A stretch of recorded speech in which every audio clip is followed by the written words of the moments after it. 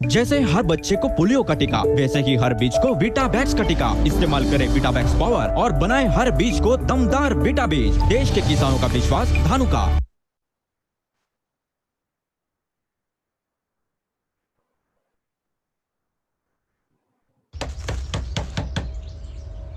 लगता है house warming में सबको इम्प्रेस करके छोड़ोगी। तुम अपने काम पे ध्यान दो। जी मैडम।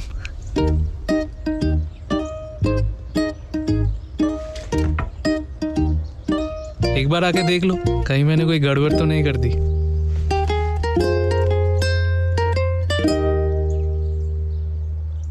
सिर्फ मेरा नाम क्यों? अरे, जिसने घर खरीदा है उसी का नाम होना चाहिए ना। और फ्रेंड्स क्या कहेंगे? फ्रेंड्स कहेंगे कि काश अपनी बीवी भी ऐसी होती। पिछले 100 सालों से ऐसी हर अच्छी शुरुआत का साथ दे रहे हैं हम और हमारी new age banking services union bank of India.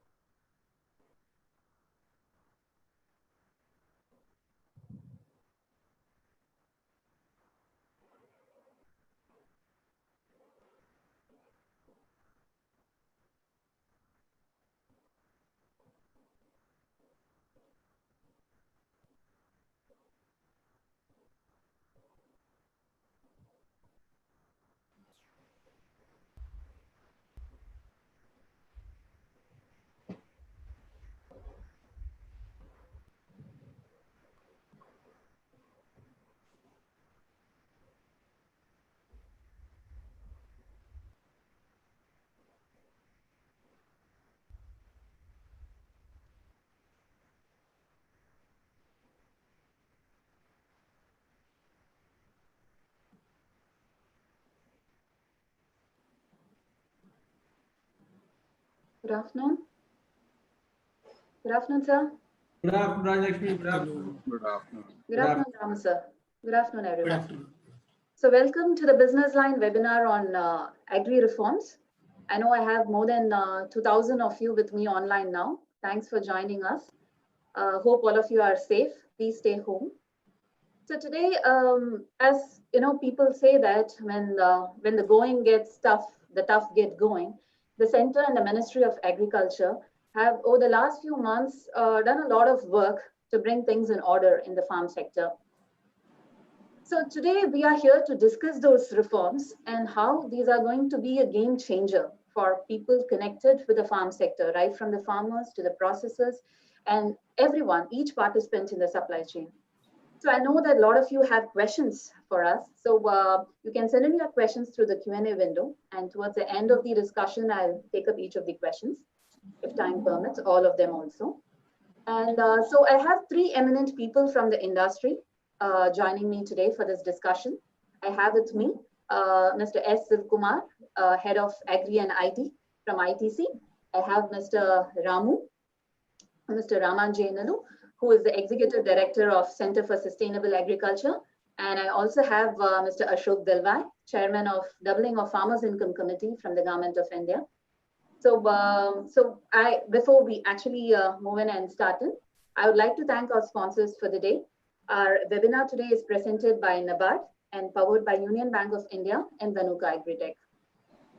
So, I would like to start this discussion with giving a brief background on how things are going on for the agri sector, because all of us know during the tough times such as the present, there are a lot of possibilities that for people to not get the correct pricing in the market for their goods. So I would like to place my first question with Mr. Ashok Dalwai. Sir, can you hear me?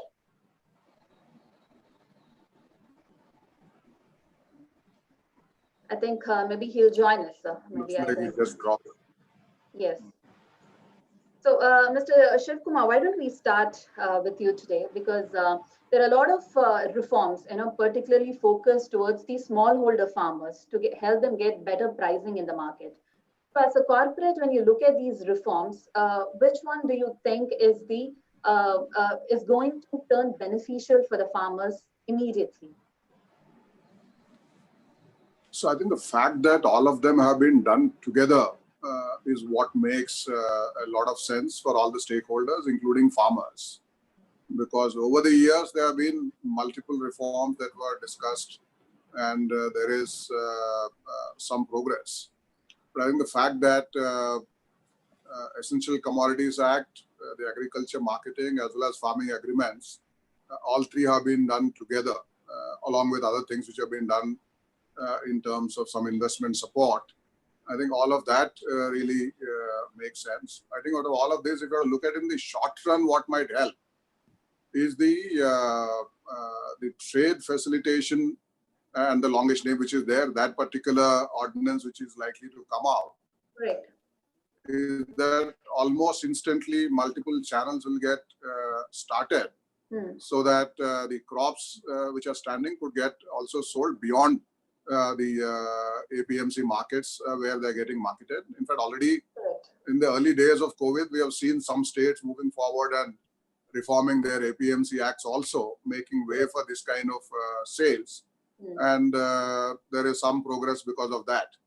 And this additional central ordinance which will now come in, which will coexist and complement with APMC, I think that is something which is going to be more immediate opportunity for multiple to get opened up, all the channels to compete with each other and then provide that kind of a value. True. While doing all of this together is what I consider is the landmark effort at this point of time. Right, sir.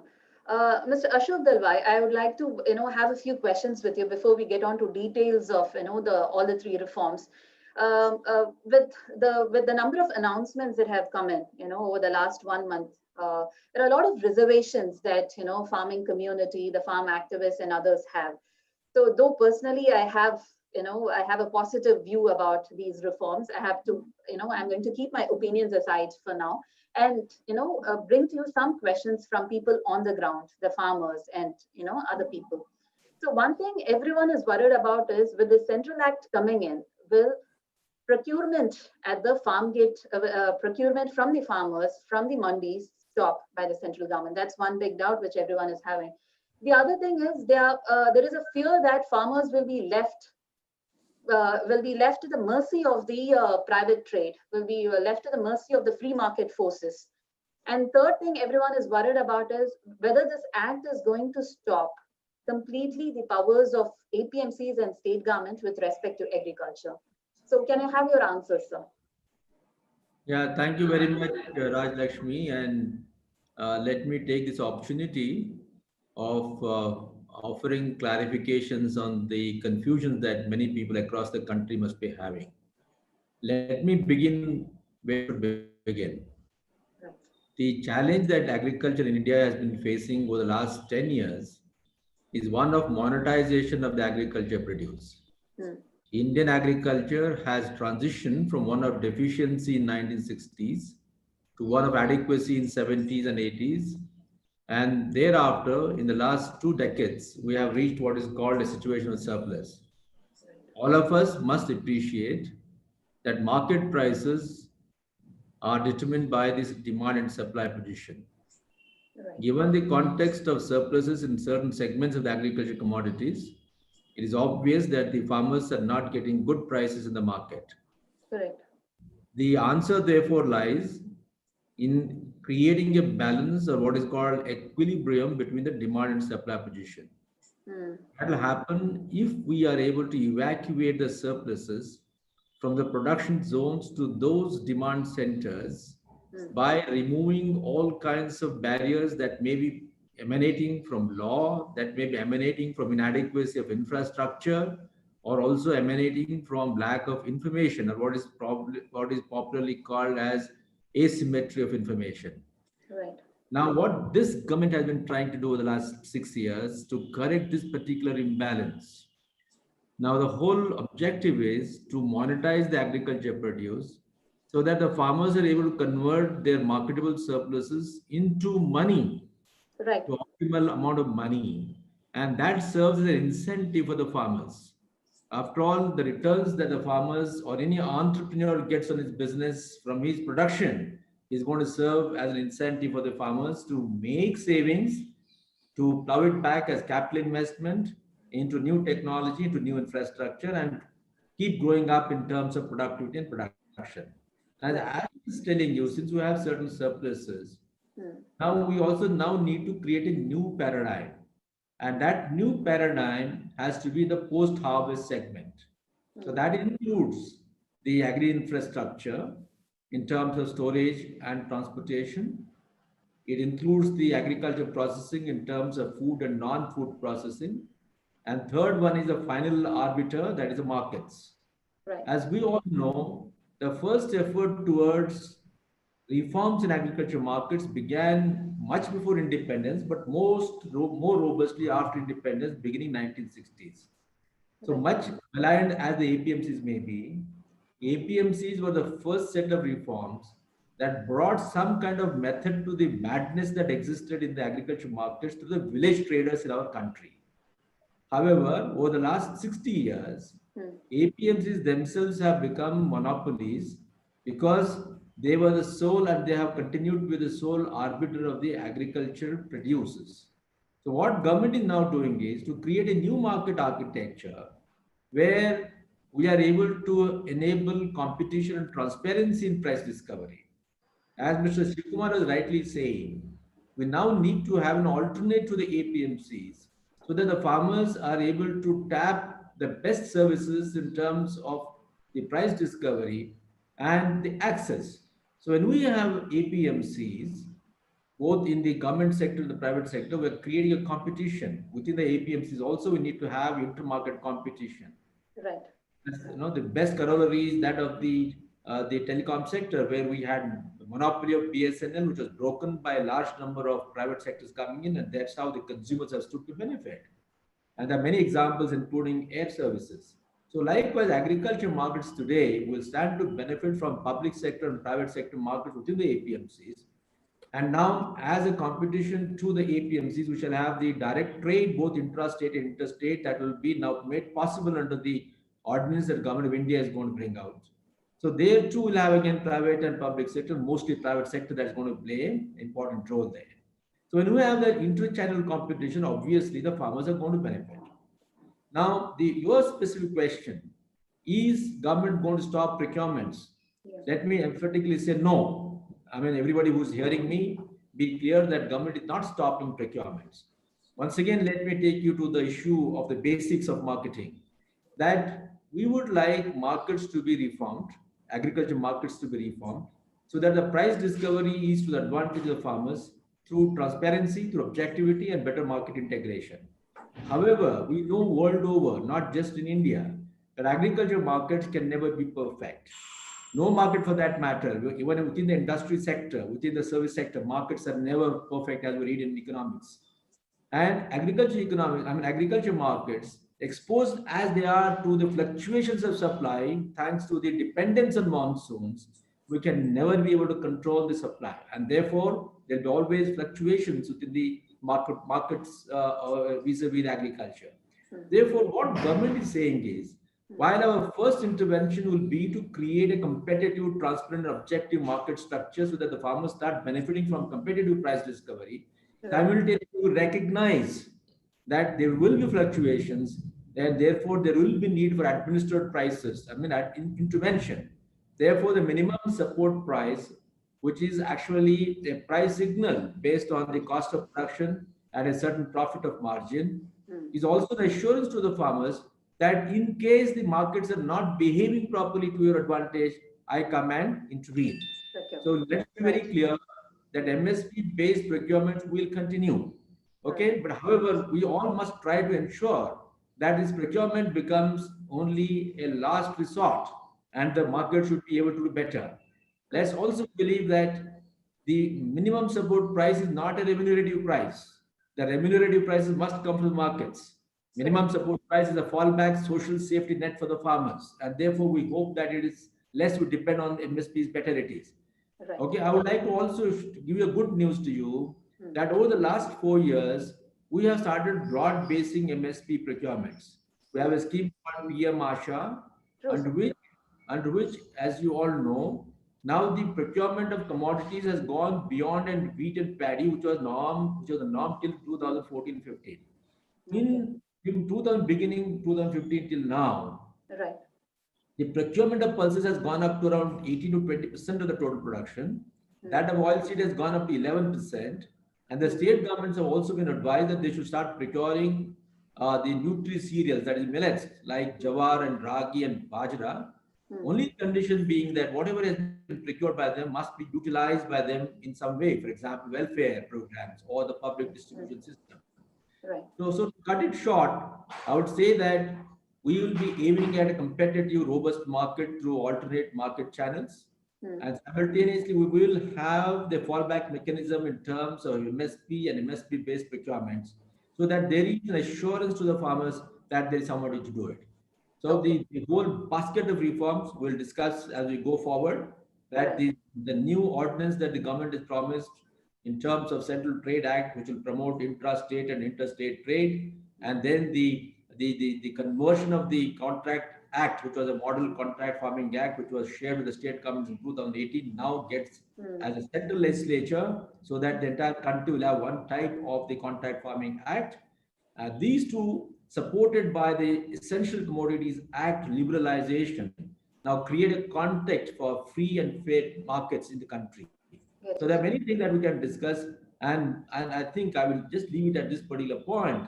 Sure. That we should also remember that when we create a market opportunity, it is not necessary that farmers or any stakeholder will directly benefit unless he gets support in terms of other things. And what is that support? How do we prepare the farmer to be a strong stakeholder in the market vis-a-vis the traders, vis-a-vis the corporate houses, vis-a-vis the entire market environment, is something that also we must keep in mind if we want the market forces to actually succeed. Thank you. So basically, we are trying to say that under the APMC structure itself, there will be a public mandi and there will be a private market. And besides these two, there will also be a area. The area which is outside of the APMCs will be coming under the Central Act for trading purposes. So this area, sir, which will be where the farmers can trade freely without any restrictions, there, who will control? Will there be a regulator for this market? How will pricing be, controlled in this market or regulated? Yeah. So what you are now really asking is what will be the mechanism for price discovery? Correct, Now, at the exactly, sir. APMCs, we have a system of auctioning where the price discovery happens. Now, outside the APMCs, what is called a trade zone is where direct trade will happen between the farmers and the traders from across the country. Correct. Now, the price discovery mechanism will not be through an auction system, but what will happen is that since we are now integrating the entire country as one market, and then the information will be shared with the farmers will be able to make an informed decision as to whether they're getting a right price or not. What we really hope is the monopoly or the cartelization that happens at the APMCs because of less number of traders will Okay. now get neutralized Hmm. because larger number of traders will now actually come into the play outside the APMCs.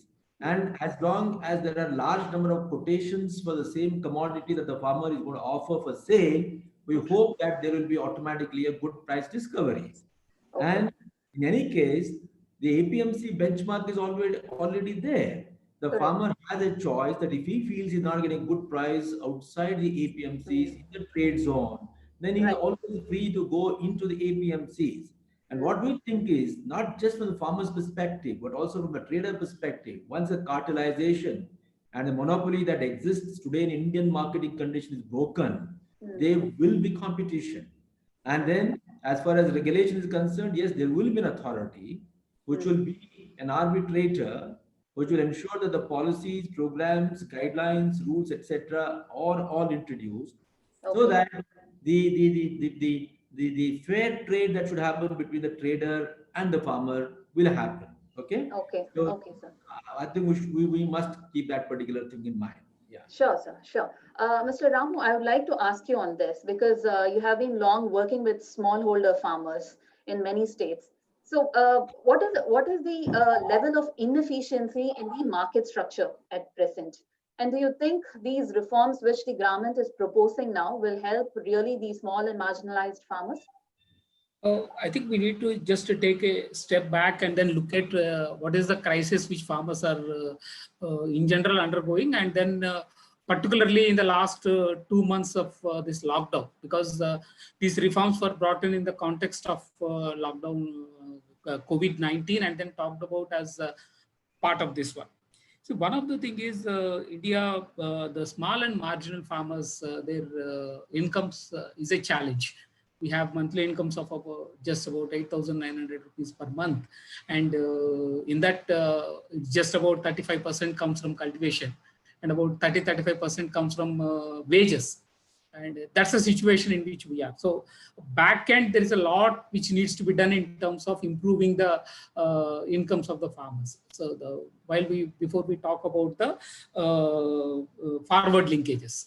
Second, we also need to think of what kind of relief is given at this point of time because of the crisis before we talk about long-term reforms, because the reforms certainly gives solace, but it's a long-term one. So what is that immediate relief which can be given? I think these two are important things which we need to look at.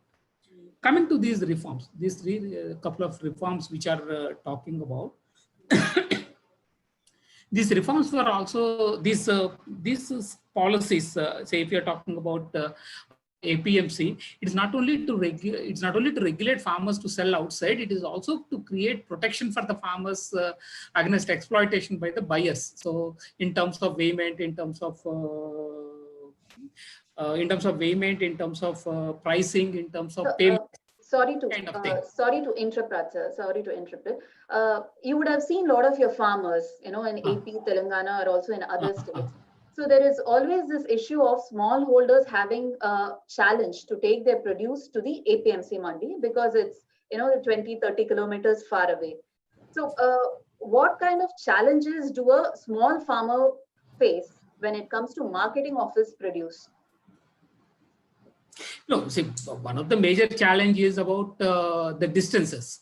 It is better if they can sell locally, always. Second is about the volumes which they have. the main problem with all the small and marginal farmers is the volumes which they have. So with that kind of volumes, they cannot go a long distance and sell also. And also they cannot have a bargaining power. So how do we increase the bargaining power by aggregation is something which one need to look into. Coming to the markets, so like to continue what I was saying earlier, to create that protection. So if they sell locally, there are payment issues, there are payment issues, there's a lot of delays which are done, and also in terms of pricing. There's much lower price which is being paid. So last 4 years, 3 years, if you see, in red gram prices were much lower in the market. So farmers got much lower than the minimum support price. So given that kind of situation, when you are removing some of these restrictions in the existing act, what kind of new protections we provide is something which is very important, particularly when we are trying to create, open up, because within the APMC itself, if you are unable to do these regulations outside the APMC, how do we do is something which is very, very important. And similarly, Essential Commodities Act also is more to provide protection to the consumers. It's not so much to the producers per se. So it's more to the consumers. Yeah. So before we actually move on to discussions over the Essential Commodities Act, Mr. Shiv Kumar, I would like to have a question with you. So all of us, all of us have this thought that, if a farmer is able to sell his produce at the farm gate or, at his home itself to a buyer, that would be great for him, because there is no transporting and there's no other challenges which he will face. But when we look at the other side, the angle of the corporates, from the view of the agri processors or the exporters who are on the buying side, so why don't they come forward to buy at the farm gate? Because if you look at different states, say for instance, Maharashtra or even Madhya Pradesh, we see people preferring to go through the Mandi network, through the APMC channel, rather than buying directly from the farmers. So from a buyer's point of view, what is the challenge that is there? Yeah, so basically, like both Dr. Dalwai and Mr. Ramu have mentioned earlier, first, the farmer's perspective, the reason why APMCs made sense is because that was a competitive price discovery mechanism compared to selling off in the village at some price that we don't know whether it is good enough or not. Right. Now, from a farmer to say that, okay, now I will sell in the village itself, you need a price discovery mechanism in the village. And that is where I think the developments in the digital area are going to help. I mean, of course, this is not new. 20 years ago, the reason why e-Chopal infrastructure came in is because one could discover competitive prices in the village where mandi prices were known, ITC prices were shared, and price of other third parties were known, and in various markets. So farmer has one more option besides the APMC to say that now I can sell here if this price is better for me. And in order to actually make this happen on part of the buyers, that you need to create certain infrastructure in terms of whether it is a digital infrastructure, whether it is a quality testing in the village itself so that the price is known there, or whether it is the transportation and storage infrastructure. So there are many aspects which need to be built in. And in order to build all of that, you need to create a model that the cost of transportation and all this infrastructure should be more than paid for in the way that you are able to procure it directly. And you should not come out of paying lower price to the farmer, then it defeats the purpose. Correct. So, for example, the way it worked for all these years for us is because having bought from the village directly from the farmers, we were able to preserve the identity of the produce. Otherwise, once it comes to mandi, the variety and the quality gets commingled with other cargo, and you lose out that opportunity to preserve the identity.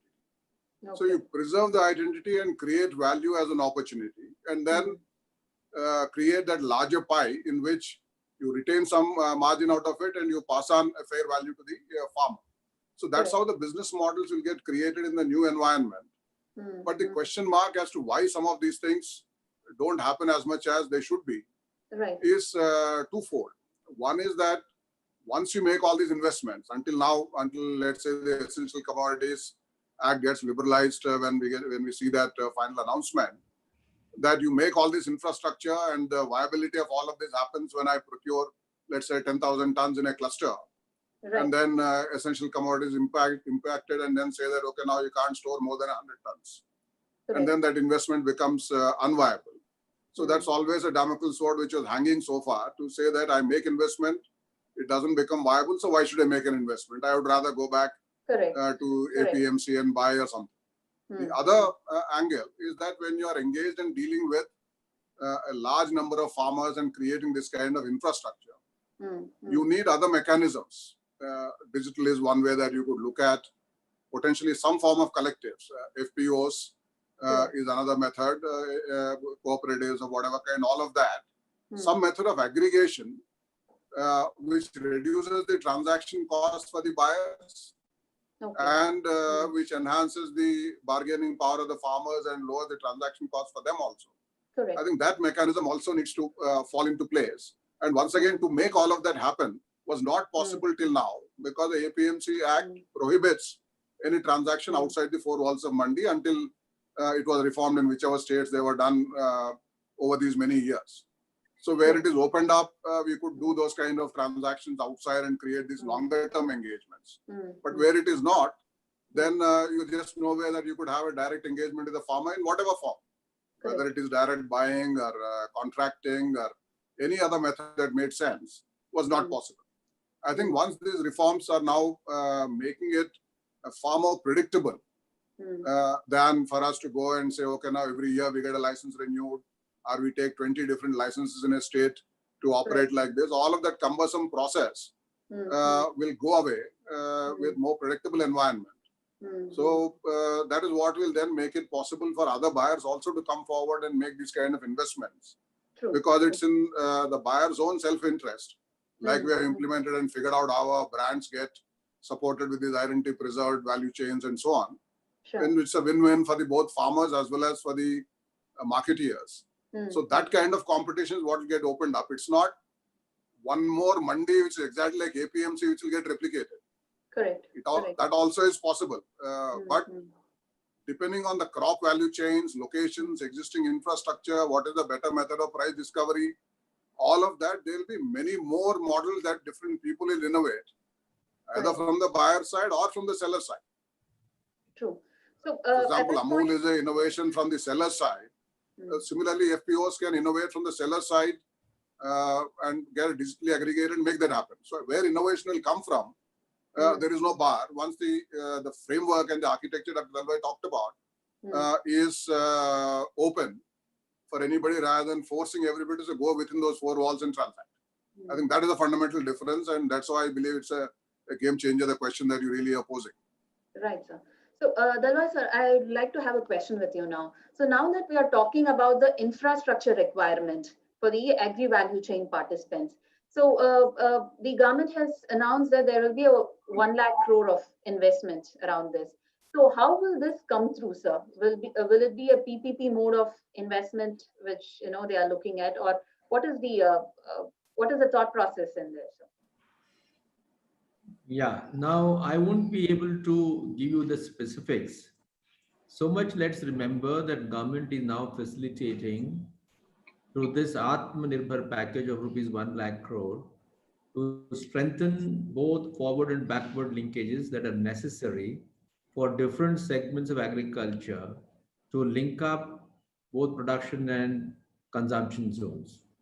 Now, when you talk of agriculture, it's not just crops. Unfortunately, that alone continues to dominate our perception. Today, when we're talking about farmers' income, nutrition for the consumers, and for robust agricultural growth, we should be looking at all the four segments of agriculture: field crops, horticulture, livestock, fisheries, and aquaculture.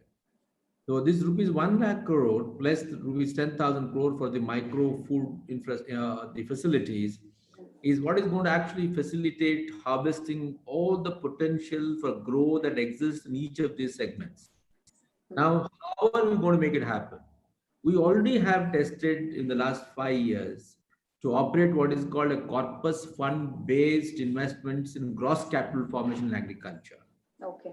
For example, in 2016, government announced what's called AIBP, Accelerated Irrigation Benefit Projects, to complete the long pending, incomplete 150 irrigation projects that were pending since 1996. As phase one, 99 projects were taken up, creating a corpus fund of the size of rupees 80,000 crore. And we've already seen that over the last 4 years, large number of pending irrigation projects have been completed. And when all these projects are completed, we're going to have 7.6 million hectares additional area under the irrigation. Okay. Likewise, we have had the experience of creating a corpus fund of micro irrigation, a corpus fund for ENAM. We already have the experience. So when we are now going to do these things, a lot of that investment will happen in this manner. And more importantly, the reforms that have been effected through the agriculture marketing structure, through the Central Trade Act, to the Model APLMC Act, the Contract Farming Act, the establishment of the Gramin agriculture markets, promotion of 10,000 farmer producers organizations, etc. They all now enable the private sector to participate.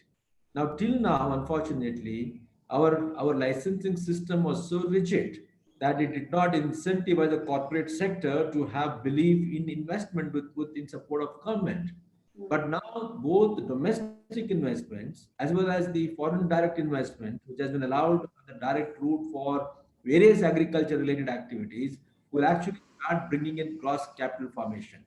So this is extremely necessary if we want to build robust supply chains. How does actually the agriculture produce move from the remote interior villages to the centers of demand? We require an agriculture value system. That means we must bring a large number of traders who will establish long chains of agriculture value chains, and simultaneously they integrate with the robust supply chains, and then what is called an agriculture value system. So that's what we're looking at. But as we build this kind of an infrastructure, what we're also looking at is to strengthen the farmers. What Dr. Ramanjaneyar brought up is very important. After all, whom are we doing all these things? We also believe that we need to improve the incomes of the farmers. The Ministry of Agriculture is now Ministry of Agriculture and Farmers Welfare. For the first time, we have now moved away from the agriculture growth per se to the welfare of the farmers. So when you talk about welfare of the farmers, we must keep in mind that 86% of the farmers in India are small and marginal. So we are looking at organizing these farmers through farmers producers organizations, and then enabling them to have financial muscles. And that is going to come from two interventions. The first intervention is to enhance institutional credit to the farmers. For example, we were 8 lakh crore institutional credit in 2014-15. Now that has grown up to 13 lakh crore by 2020-21 for the current year. So as we provide more and more institutional credit, we will wean away the farmers from the usurious money lenders. And simultaneously, we have also amended what is called the Kisan Credit Card, KCC. KCC so far was available only to the farmers who were growing either horticulture or field crops. For the first time, the 2018 Union budget made it available to the livestock managers, operators. So today, somebody has got a cattle, a buffalo, or a small ruminant will also be able to access the Kisan Credit Card facility. So what we're really looking at is to build the financial muscles so that he is able to negotiate strongly with the trader, whether it is on the APMC or outside the APMC, unless we give that financial strength and that bargaining power and the information power through the digital technology that Dr. Shivkumar was talking about, will not be able to put the farmer at par with the traders. It is very important that we now strengthen the farmer in terms of his bargaining abilities, and then he is able to actually ask for a better price. I guess the new technology combined with this strong infrastructure and strong institutional credit and information power is what is going to actually help take advantage of all these things. So let me assure you that this rupees 1 lakh crore package that has been announced will see through because of the new reforms that have been brought out, and then simultaneously the private public sector model becomes possible, or corporate sector investment per se becomes possible, and just as individual investments through farmers also becomes possible. So I think we're looking at multiple channels to converge at the field level. Okay, That- sir. Thank you. Point taken, sir. Yeah. Ramu, sir, I would like to ask you this because when we are talking about infrastructure facilities for the farmers, we know the state is, the country is in a very, bad situation when we are talking about warehouses or cold stores, because when there is a price crash, we see farmers throwing their horticulture produce on the roads. So is this kind of an approach to bringing in infrastructure the right way? Or is something missing from the eyes of the policymakers, you think, sir? Because all the while also over the last 10 years, we have tried a lot to bring in investments in cold stores and warehouses for farmers at the farm gate level. So what is missing in this link, you think, sir? What is missing is also about production planning. Production planning is not done well. So much of the glut in the market happens because of that. And farmers throw away because even there is no storage value. So if you store also, there's an investment on that. And finally, the price discovery after storing also is not very economical. So it's not economical even to store some of these products. Actually, having a good production planning is something which is important. So production planning based not only on the soil types and weather conditions, but also on the market demand. So the demand supply information to farmers is something which is very, very critical. And organizing farmers at the cluster level so that they could actually come up with a better production planning is something which is very important. Then only aggregation also can happen. So today the problem is it's every individual farmer's decision. And that decision is not backed by informed choices. It's not even informed choices. So basically it's the pulls and pushes happens, and then various other interests which drives the current planning. So that's what is leading to the problem. So I think what is missing out in the whole process is how do we strengthen the extension system, and then how this extension system can be connected to the farmer producer organizations. Because today, if you look at even though we were talking about farmer producer organization for a long time, the Department of Agriculture acts independently. Department of Horticulture acts independently, NABARD acts independently, and then these three integration is not happening. So we need to work on how we can integrate these things. Second, very important when we talk about farmer producer organizations, see currently the FPOs are governed with the Companies Act. And so the Companies Act is written to control, say, organizations like ITC. So I think FPCs should have a separate law instead of having just a small few clauses. I think it should have actually separate law. I think the government should also think of coming up with a new legislation, complete independent legislation for FPOs. Then it makes it much easy to organize and improve the governance at the FPO level. Few important issues when it comes to the FPO. It takes about 5 to 6 years for any community organization to stabilize and then get into the market. So proper investment in that area to build the capacities is something which is important. Today, if we talk about robust women self-help groups movement in this country, that has been built over a period of 50 to 20 years. So I think at least 5 to 6 years of investment in terms of building the capacities of the people, not only on the production side, but also on understanding the businesses, understanding the management. So that kind of investment is something which is important in addition to so it's a soft skills. So in addition to the infrastructure and all. Correct. And access to credit, I think, is an important issue. Even today, FPOs do not have access to credit. Because credit is linked to the share capital. And today we are talking about all small and marginal farmers who don't see an immediate benefit with FPO. So the investment made by them is very little, and private investment cannot come in there. So obviously the total share capital is low. So the amount of loan they can take is also low. So we need to come up with new loan products so that the farmers can have better access to credit. So FPO level credit, so individual farmers level credit, Dalwai talked about, but I think we also need to think of FPO level credit. And when it comes to the individual farmers level credit also, tenant farmers is still an issue. Most of the benefits which government is talking about are not accessible to the tenant farmers, particularly in states like Andhra Pradesh and Telangana, where their numbers are very high. So we also need to think of how we can extend all these benefits to the tenant farmers, and also most of these benefits are to go to the cultivators. We talk about even the PM Kisan or any of these direct income support measures. Many times landowners takes the benefit, not passing on to the producer. So that is one part of the story. But second part of it is, as an organization, access to better credit is something which is very, very important. And again, in terms of market intelligence and others, I think that is also another important gray area where government intervention is required. Currently, it is all very gray area. So farmers do not have any access to that. So what would be the fluctuations which happen? So how they can deal with that? Because today we are talking about small and marginal farmers who are unable to manage their 1 acre of land or 2 acres of land.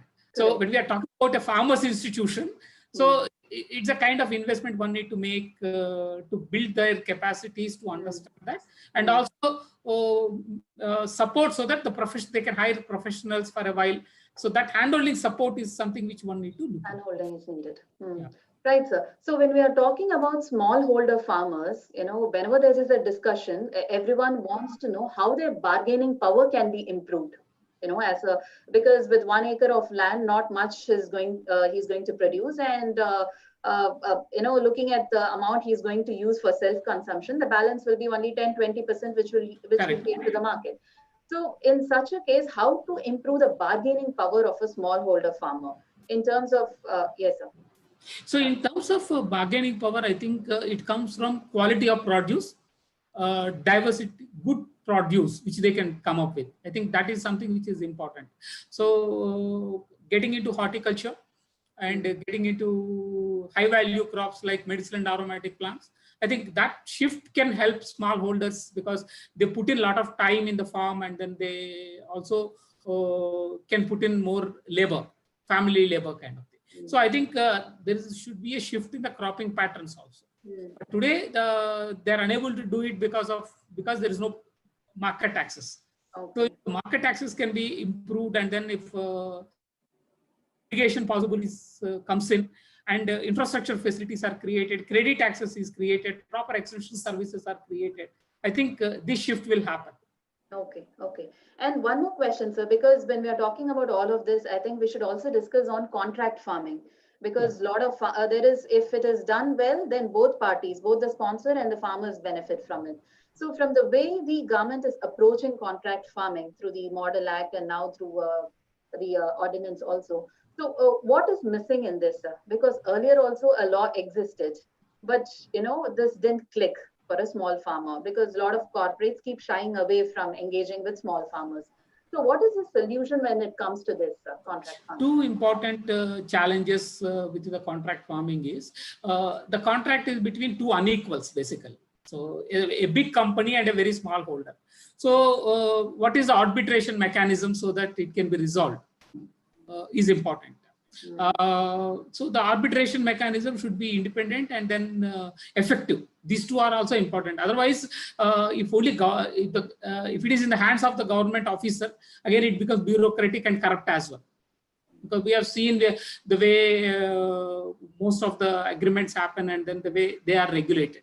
So we need to think of a good arbitratory mechanism, because say a big company having a contract with a small holder, if farmer doesn't sell as per the agreement, company may not lose much.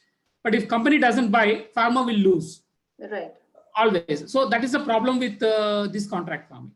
So again, here if the FPOs comes in between as aggregators, and then if they can be the platform for such contracts, probably it helps. And also we need to bring in some kind of arbitrary mechanism. So that need to be defined. Actually, it was not very well defined in the earlier act. So probably we need to come up with that mechanism. Okay, okay. Shivkumar sir, maybe you can tell us around this.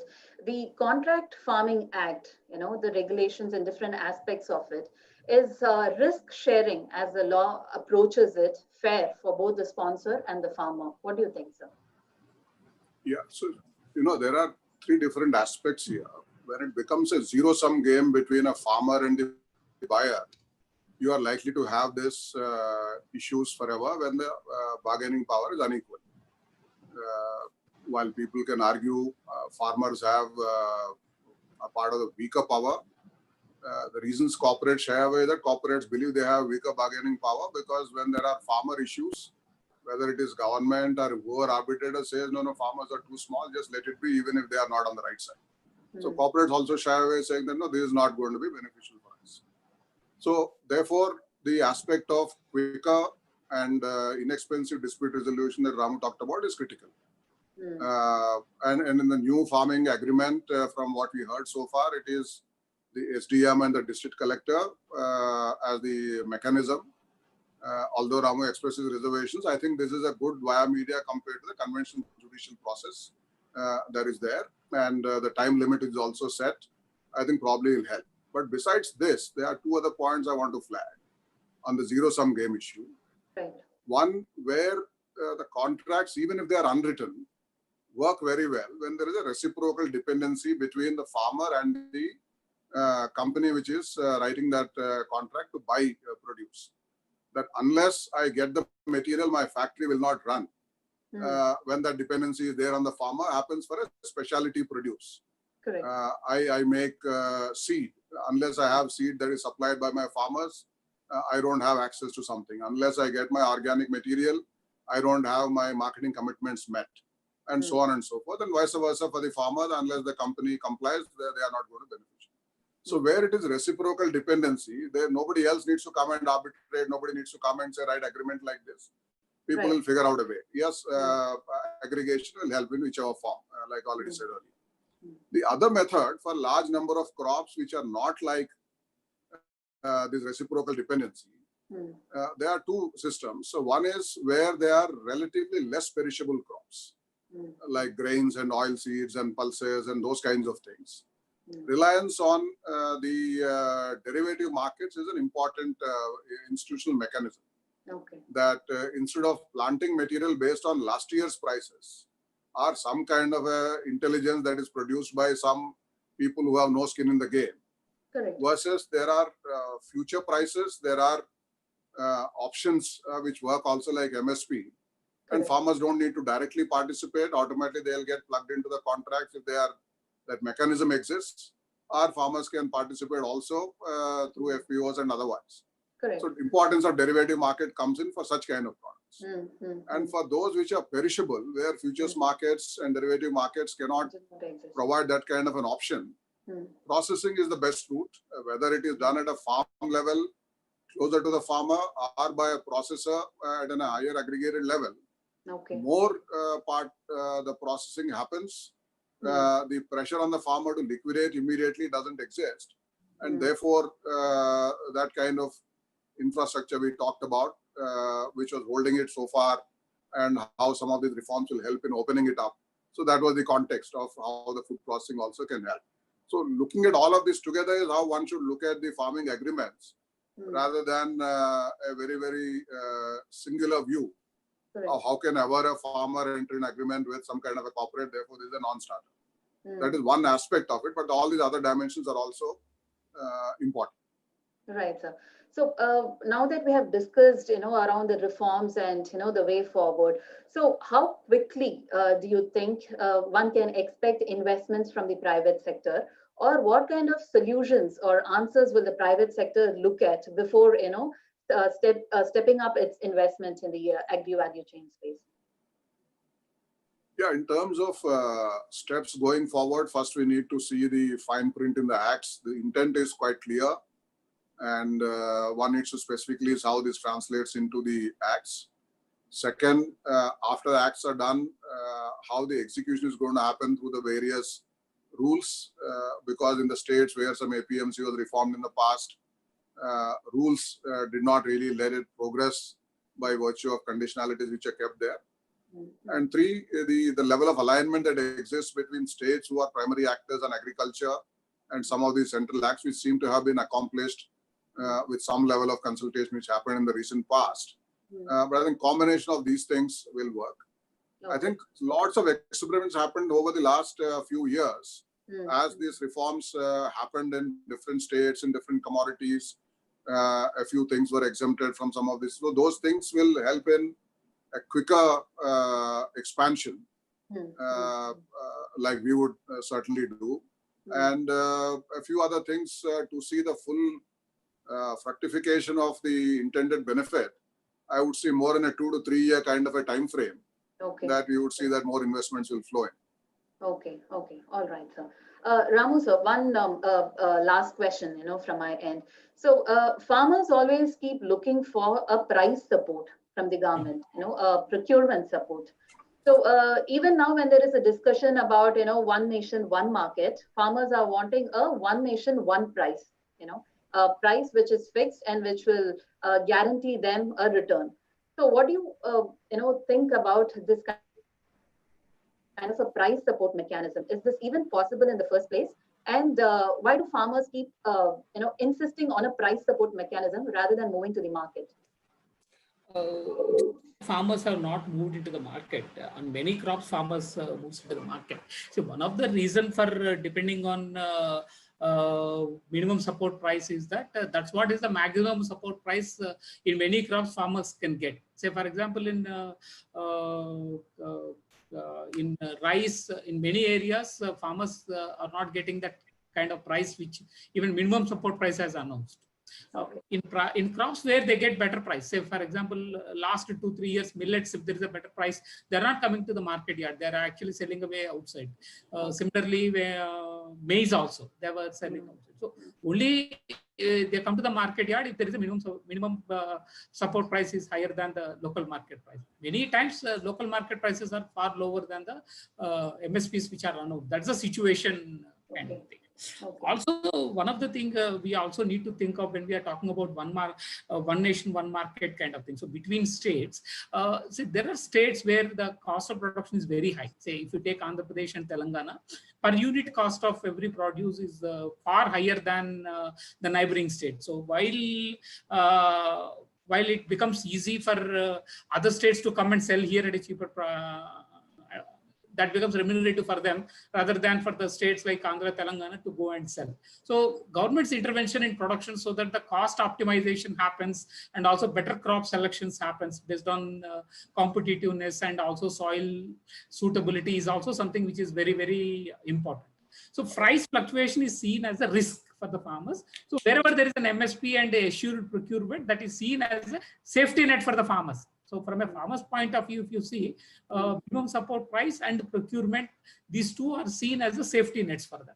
So there is no fluctuation, there is an assurance kind of thing. So if other mechanisms, if we are bringing in, if they can also show that there is an assurance, probably farmers will shift towards that as well. So I think it's about creating that confidence in these mechanisms. Otherwise, in the last several years, we were talking about these mechanisms, but they never rolled out. And one of the reasons probably were because they were all talked about in independence, in isolation. They were never tried out together. So now that we are trying out together, we are also, government is also trying to invest on farmer producer organizations. It can also look into strengthening production and then resolve some of the issues in production. I think together they can solve all the problems. I think that's what we need to look at. Second important, one more point I want to say, like earlier I said, the income from cultivation is only about 35 to 40%. So other sources of income is also very important for farmers. So diversifying the income sources for farmers is also very critical. So income may not come from cultivation, but other sources also has to be added to the kitty. So how do we do that so that a livelihood mapping is done? We strengthen that and then investments flows into the FPO so that they can support farmers taking up 2-3 additional livelihoods. I think that is very important. And additional processing, primary processing, if it can be done at the village level, I think it can also provide additional opportunities for livelihoods as well as income. So both. True, sir. True. Rightly, you said, sir, that this is the first time that the farm issues are approached from all the angles. So hopefully, a better solution is seen this time. I think now maybe we can take up few questions which have come to us through the chat window. I think more than 200 questions now. So maybe a few of them will take it up. I think one question to Dalvai sir, is from a person, Mr. Ganesh. He's asking that, when APMCs were established in 1960s, the traders were new and everything was new and it was fine to start with. But over a period of time, they have formed cartels and things have gotten into a bad shape. So how are you sure that the same thing will not happen in the new trade zone that you want to open? Yeah, I think you have answered it already there. Because we had monopoly, obviously the human interests took over the public concerns. We have now learned that lesson. So we have said very clearly in the model APLMC Act that has been shared with the states in 2017 that the responsibility and the mandate of the APMCs shall be confined to their boundary walls. Today, they have become zamindars of a district or a sub-district. In the new act, their role will be confined only to the boundary wall, which means that if the farmer comes there, then their rules will apply. Second, we have so far had only government APMCs. Much as we've tried since 2003, we have not had too many private markets. The reason was that the Model Marketing Act of 2003 empowered the APMCs to also control the private APMCs. So the Model APLMC Act 2017 takes away that power from the APMCs and gives a fair and equal opportunity for the private APMCs by creating a third-party regulator. So the third-party regulator will not be the managing director of the state agriculture marketing boards, but he'll be a director of agriculture marketing who shall be empowered to issue licenses to the traders and other functionaries, both in government APMCs and private APMCs. Third one is that the government APMCs also have been divested of their power to supervise the farmer producer organizations, contract farming, etc. Because there was all creating a conflict of interest. So now in the new market architecture, we have alternate opportunities. First, as I told you, within the APMC system, they shall be government and non-government, competing. Second one, now the new channel that comes up is the trade, direct trade within the state and between the states. And both these channels, which will be competing with each other, are also now going to be supported by the digital platform. Okay. So now the problem was that the physically dispersed markets, either in the trade channel or in the APMC channel, were behaving like islands. They were behaving like their own powers. But what happens in the new digitally integrated system? The number of traders get integrated. Correct. So when we talk about one nation, one market, it is not that there will be the same price in Gadag of Karnataka and Gopalpur of Odisha. What we are now trying to say is that the traders will be able to access any market anywhere in the country. The farmers will be able to access any market anywhere in the country using the virtual platform. So when we bring in large number of traders from across the country bidding for the same commodity of the farmer in one particular village of Manipur, then obviously there will be better price discovery. Okay. And all this thing, when it is supported by what is called adequacy of infrastructure. The farmer in Manipur may know that there is a better price in Gujarat, but how does he reach out there? Or how does a Gujarat go and buy from Manipur? Yes. And you have got very good storage facility, very good transportation facility, very good pack houses, for example, reefer vans, for example. So I think the first time what we are looking at is a comprehensive package that consists of end-to-end solutions. Correct. But as Kumar was rightly saying, for all these things to fall in place, it will take a bit of a time. It's not a magic wand that today we have the law and tomorrow we start having benefit for everybody. They all work consistently. So we will be we are creating an environment where monopoly is broken. And straight, ever since we introduced the virtual platform called Electronic National Agriculture Market in 2016, many people may be having a lot of criticism against that. But Right. then we show results. How one key performance indicator of any success of a market is how many bids are there for a particular lot. Correct. Earlier, average used to have 2.8 bids for one lot of the farmer in this country. Today, it's gone up to 3.824. So that is the indicator. If there are more people competing for the same lot of the farmer, that universe of traders is increasing, the monopoly is being broken, and therefore farmers are expected to get better price.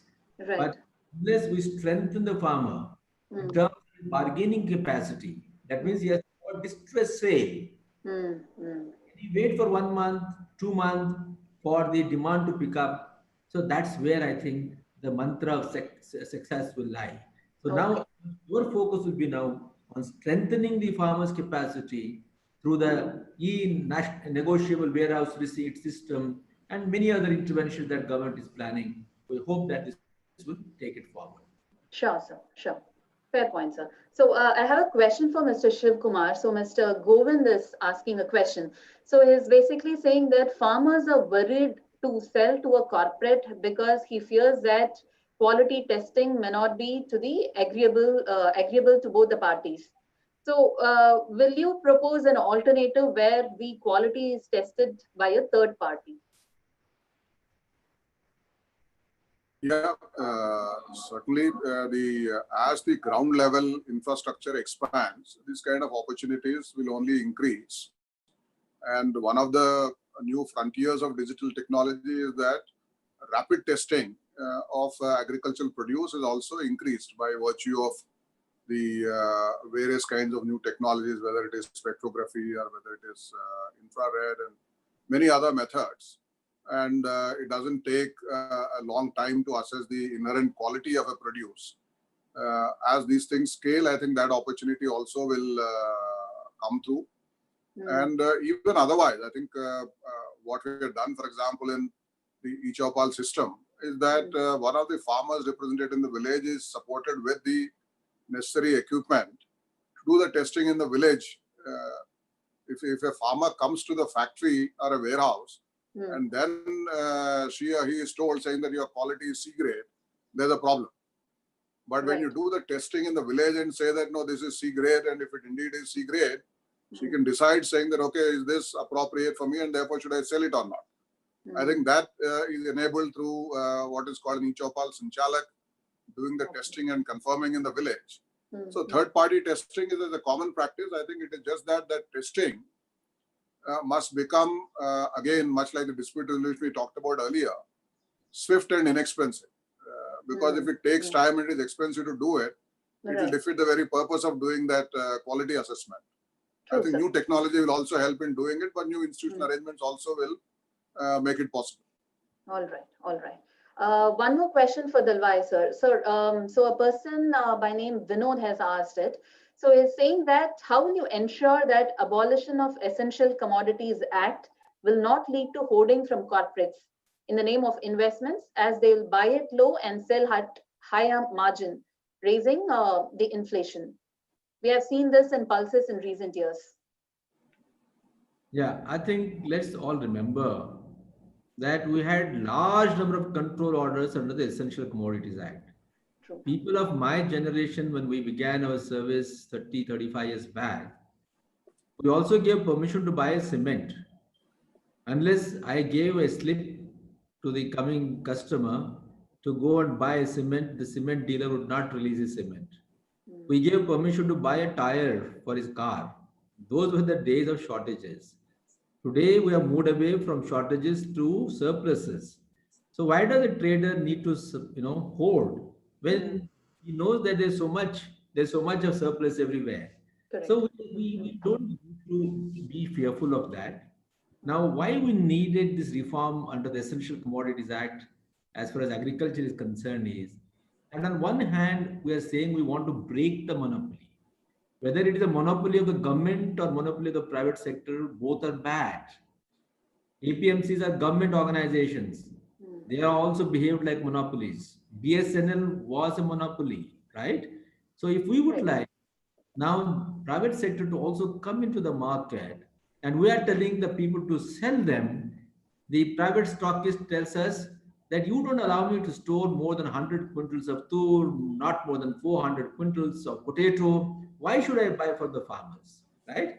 So the Essential Commodities Act, liberalization, goes hand in hand with the market reform, where we want free trade to happen. We want to compete and buy as much as possible from the farmers. True. They remember that if we want good prices to go to the farmers, it is not just giving them a good price. Say, for example, I get good price on 2 quintals of my paddy, but there is nobody to buy another 8 quintals that I have. True. So what we should be looking at is how do we enable the farmer to sell all the 10 quintals that he wants to sell? The wastage of food on account of various issues, including lack of market opportunities, is as high as 30 to 40%. In the year 2012, one assessment showed us that agriculture commodities worth rupees 93,000 crores got wasted in this country. Correct. Today, it would be not less than 2 lakh crore. So, control orders which restrict storage, which restricts movement, is not in the interest of the farmers. So, there is no question of that.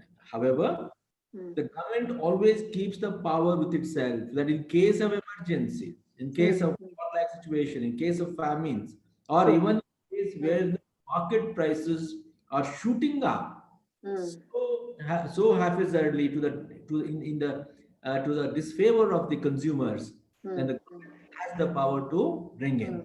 Number is sovereign power. No power on earth can actually question governments anywhere on this earth. There's so much of power whenever it wants to. If tomorrow we want to make a rule, government can always make it. So I think we need not worry about that. And as I told you, we're already having surpluses. Our productivities are growing up. Our production is growing up. We are aiming at increasing from 1.2 billion tons of agriculture to at least 1.5 billion tons over the next few years. There will be more and more surpluses. So there will be no fear of any kind of hoarding or speculation. And a private trader has incentive to hoard and speculate only when he thinks that there is a shortage in the market. And the question of deficit does not arise in the 21st century. Okay. No need to. Okay. Right, sir. Right. So another question I think someone has asked is, why doesn't the government of India introduce a farmer card, just like an Aadhaar card, and provide all the direct benefit transfers through that mode? Yeah, I think right, we're slowly moving towards that. Aadhaar is the first unique identity that every citizen has got. When we start seeding Aadhaar number into different databases, whether it is relating to old age pensions or education or the farmers' entitlements, then the two together do serve as a unique marker for anybody, including the farmers. Today, we have already begun to build a central database. For example, when under PM Kisan, we need to transfer rupees 6,000 to the farmers, we're doing it. We are doing it electronically, and naturally, we need to have the address of the farmer, and that address comes from this particular Aadhaar number. Now, I think larger issue that you brought up is, can we move towards the income support from the current price support? Now, when your price support is there, that means we are giving subsidy on certain inputs or subsidy on outputs. For example, Dr. Ramanjaneli was talking about diversifying. Now, as long as our subsidy is linked to a particular kind, for example, I give subsidy on pulse, for example. Actually, the farmer is incentivized to grow pulse. If we say I'll procure paddy, the farmer is bound to grow paddy, even though his agroclimatic zone does not permit of a paddy. So, over a period of time, I guess we should be moving towards income support. That means we say that this is the entitlement of the farmers. We give it to you. You decide what you want to grow. What does your agroclimatic zone benefit? I mean, how does it advise you? does market advise you, and what you would like to do. So over the course of time, I think the first step has been taken toward by introducing PM Kisan. That 6,000 rupees that is given to the farmer, it gives him the freedom to do what he wants to do. So when now move all the subsidies on fertilizers, on food, on markets, and say, take this money instead of the kind, then the farmer is a rational person. He will decide, all right, in my particular village, the average rainfall is 300 millimeters. I better go in for Bajra. It is 2000 millimeter, my village in Assam, I grow paddy. Okay? Right. Farmer will try to, will start exercising. So to cap that particular argument, so far we have not believed our people in our country. We always, we have not had trust in our people. We have thought that if we give money, you start drinking it, you'll go and play cards and speculate, etc. But today, I think we all have realized that farmer, the landless agriculture labor, everybody is a rational human being. He knows what is his interest. Today, important is educated. Even if he's not educated, he has access to information. All right. Correct. So, and trust our farmers and also other people in the villages that they will take a rational decision. Just because one or two people divert it for some unproductive purposes, that does not become an example. One swallow does not make it a summer. So there are educated, highly educated guys who misutilize their documents. We can slowly move from this price supports to income support with a trust of people that they know what to do. That will be the time, I think. There's a question now for you, Mr. Shiv Kumar, from Narsam Kamath. So he's basically asking, what do you see as the top opportunity for use of new technologies and enhancing agribusiness in the country? See, I think the most important opportunity that we have is delivering integrated and personalized advisory to the farmer to be able to produce what the customers want. It's the linking by, say, today the customers around the world are seeking attribute-based product. Is it healthy? Does it help in my well-being? Is it nutritious? And so on. So instead of simply the physical specifications of things like color or density, now there is an opportunity to engage and say, does it have pesticide residue and so on and so forth. So what kind of a demand exists on part of consumers, institutional customers, and the range of such the demand side, feed it into the farmer and personalize recommendation on the basis of the agroclimatic conditions and the resources of the farmer. Water, for example, topsoil, many of these issues, because the reform focus we didn't really discuss today, but factoring them on the other side, how do you get a personalized advisory so that you are able to produce for the market in a remunerative form, rather than try and produce and then see how best can I do to sell it. I think that transformation is what is possible through digital, because integrating many different people who can plug and play into the system. So that is our most recent version of eChopal. We call it eChopal 4.0. Essentially attempts to do this in stepping up the production to meet the demand and transferring a fair share of that to the farmer. I think that is what is possible today. Right, sir, right. I think there's one question for Mr. Ramu. So basically a small farmer holding about 4 acres of land. So he's asking, do you think these reforms which the government is making is going to help me in any form? I think farmers as individuals is extremely difficult to deal with the markets. So I think getting aggregation is very important. So you need to also see how together you form into a cooperative or a farmer producer organizations is something which is very, very important. Otherwise, you may have to go for very high value crops. That only can help. Otherwise, it's extremely difficult as a smaller farmer trying to deal with all this. Yeah. All right. I think there are a lot more questions which I think we can take offline, maybe an answer through the offline mode or by mail replies. So thank you so much, gentlemen. It was nice having you all. It was a very productive conversation today. hopefully we take up all this from here on, through different policy initiatives, and hopefully the government is also listening to all of this, and soon a solution comes up for smallholder farmers and others. Thank you so much, gentlemen. Thank you, Rajlakshmi. Thank you, my colleague. Thank you, sir. Thank you, sir. Thank you. And Thank you, to all, Garu. all the participants spread across the country who heard us. Thank you. Thanks. Thank you, sir. Yeah, namaskar. Thank you, Ramu, sir. Thank you, Thank you. Shukla.